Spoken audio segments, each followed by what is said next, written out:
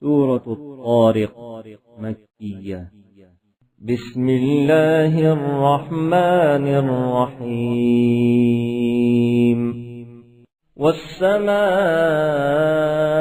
والطارق وما أدراك ما الطارق النجم الثاقب إن كل نفس لما عليها حافظ فلينظر الإنسان مما خلق من ماء دافق يخرج من بين الصلب والترائب